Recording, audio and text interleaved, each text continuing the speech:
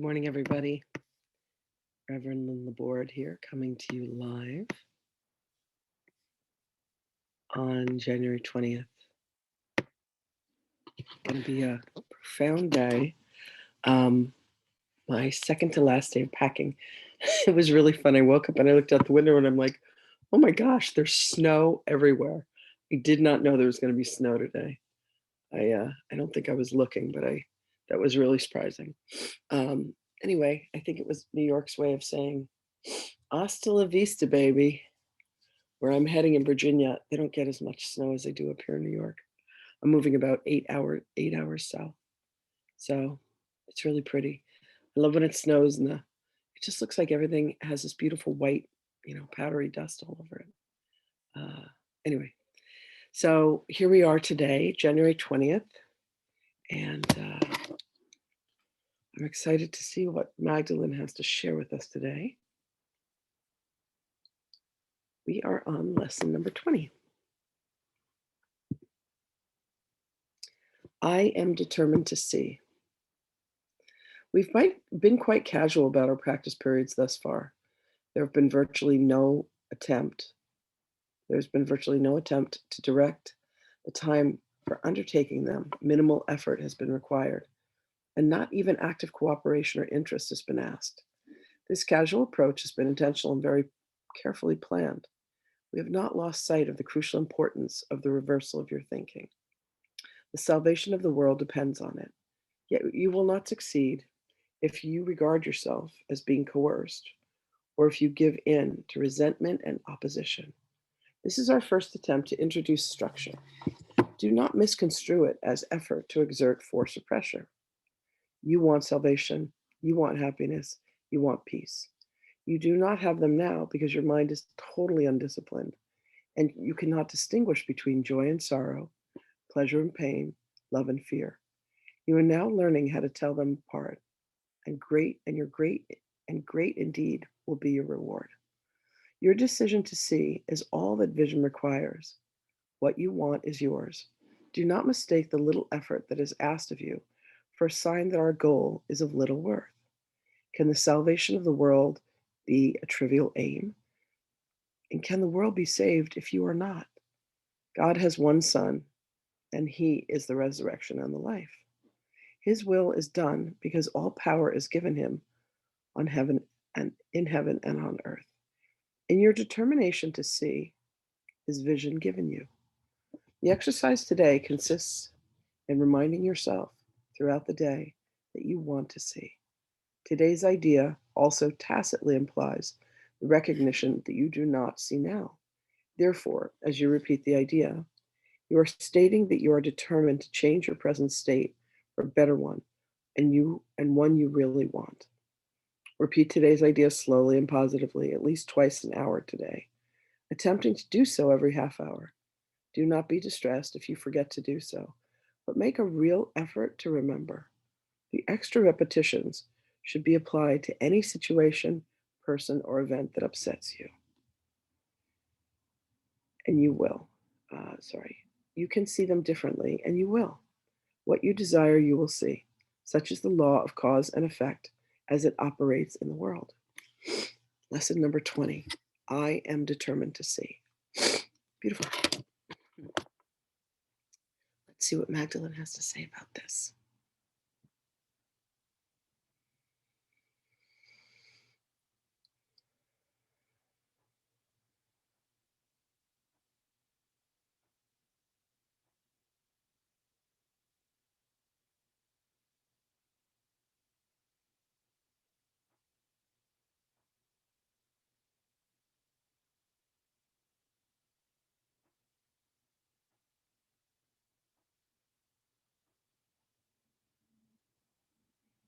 Greetings, beloveds.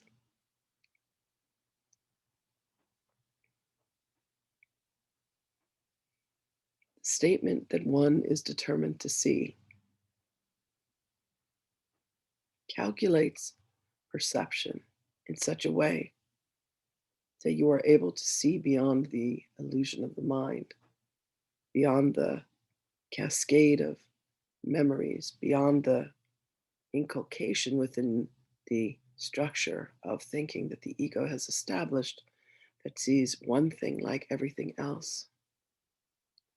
The determination to be able to see aligns one with the aspect of beingness, the aspect of divinity, the aspect of the God mind complex that allows one to have a shift in perspective, as is stated, from fear to love.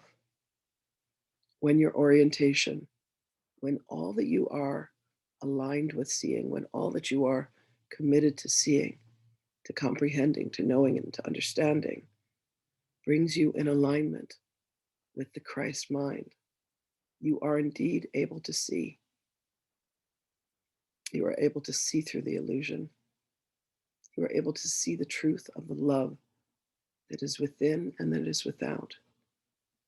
You are able to see, to pierce the veil beyond the illusion that anything exists separately from God. For you truly have the mind of God and the heart of God and the love of God. For each is truly the Son of God, and as together all become one. And in this act of separation, in the choice to experience what it is like to create as God creates, there was a forgotten ingredient. And the forgotten ingredient was that in all that God creates, God loves every aspect. And in the moments when this is forgotten, there is indeed a sense of separation, a sense of war, a sense of anger, a sense of fear, a sense of hatred. It takes one simple moment, it takes one moment of determination to see. And in that commitment, in that allowing, and in that ultimate surrender, one is indeed granted the eyes to be able to see. So bring yourself to bear today, beloveds. Set timers if you must, and take a pause and tell yourself that you are indeed determined to see. This is the training of the mind. Mind is very much like an animal that has been set free into a field, and it runs hither and yon, here and there, back and forth, up and down, screaming and yelling and barking with wild excitement. And yet you want to be able to train this animal to go from one point to another. It is not so much bringing the animal any sense of harm, yet you are trying to direct it so that it may continue down its path. When you are able to have this beautiful, brilliant creature see the direction that it needs to head, you are able to help guide it, you are able to help train it. And this is what you are in the process of doing, training the wild ego, training the wild mind. What you first must see is that there is a path. And then when you do, you are able to walk. And in this journey that you take, in this pathway that you walk, you come home.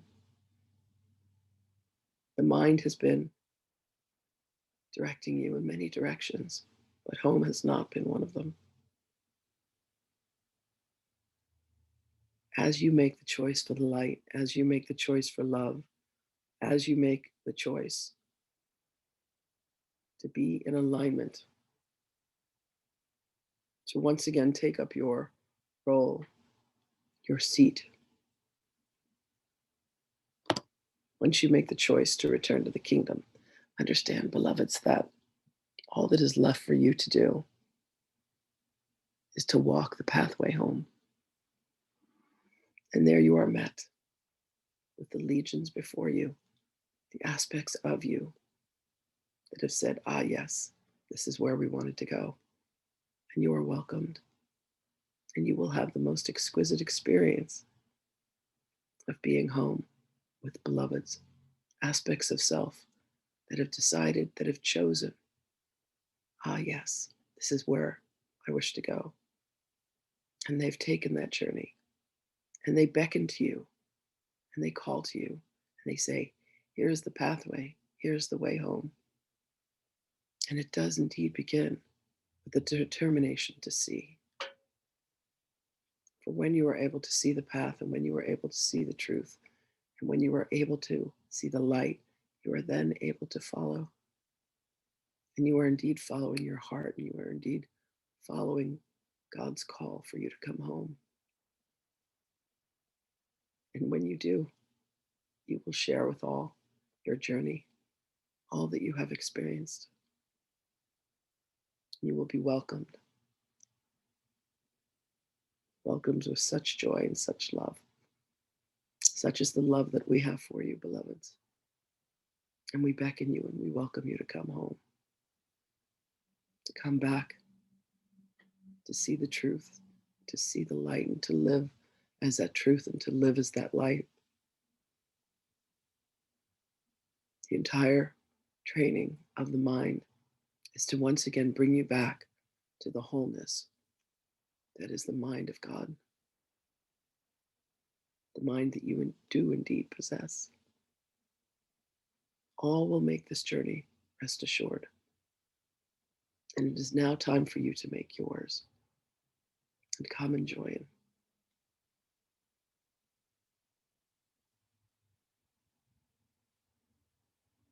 Our love for you is beyond measure. We love you.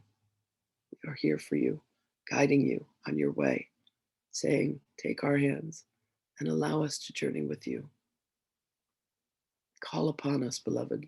Call upon us by name, and we will assist you in every way. Blessings to you always, and we shall speak with you again.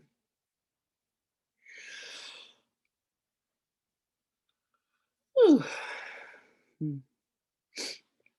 I wish you all a beautiful day. I love you very much, and we'll see you again tomorrow. Bye, everybody.